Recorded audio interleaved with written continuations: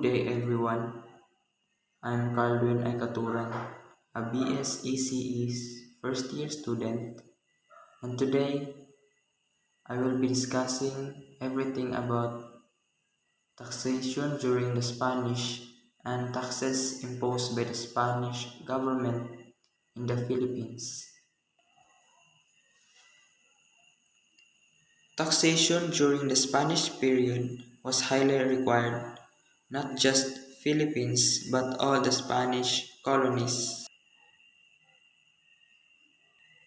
Taxation is a term when a taxing authority, usually government, imposes a financial obligation on its citizen or resident. There are two reasons that the Spanish were required to pay taxes in the Philippines. Number one, as a recognition of Spain's sovereignty over the colonies, for them to show their power and supremacy on those countries they colonize. Number two, to defray the expenses of pacification and governance. Pacification, which means the act of forcibly suppressing hostility within the colonies.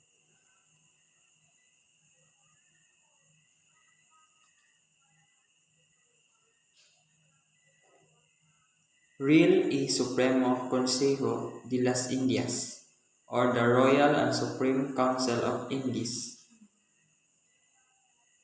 These were the colonial laws and taxation was made.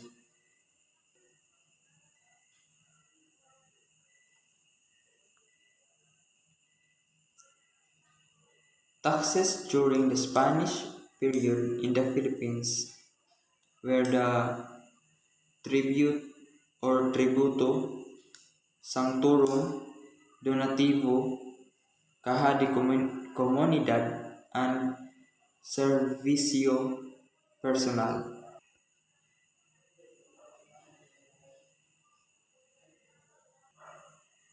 Tributo is a tax or rent given to a landlord a resident is under. A general tax paid by the Filipinos to Spain.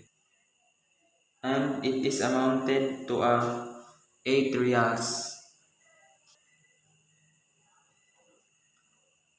Reals is a unit of currency in Spain in the mid-14th century. And an 18 to 50 years old males are who were required to pay the tributo. And the second one is sanctorum, is the tax being paid as a support to the church, required for the cost of Christianization. This includes the construction of churches and the purchase of materials for religious celebration, and it is amounted 3 reals.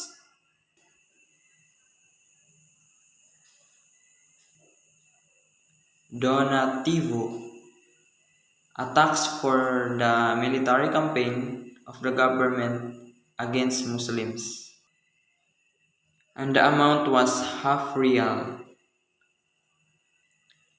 And the amount collected from donativo was almost exclusively used in the Spanish fort in Zamboanga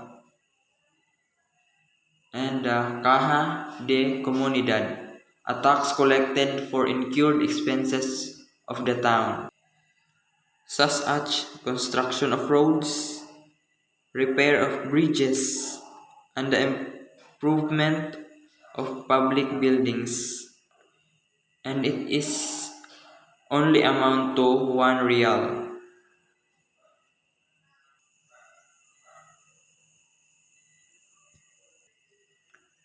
And the last one is servicio personal, also called polo e servicios, was a form of forced labor during the Spanish period in the Philippines.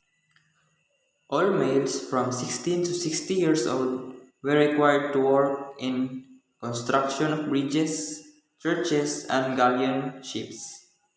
They were called polista and required to work for 40 days, but the number of days are lowered by 14 days in year 1884 for the reason that there were reform issued by a royal decree. The gobernadorcillo, cabeza de barangay, and other members in Principalia were exempted in forced labor and falia or fine.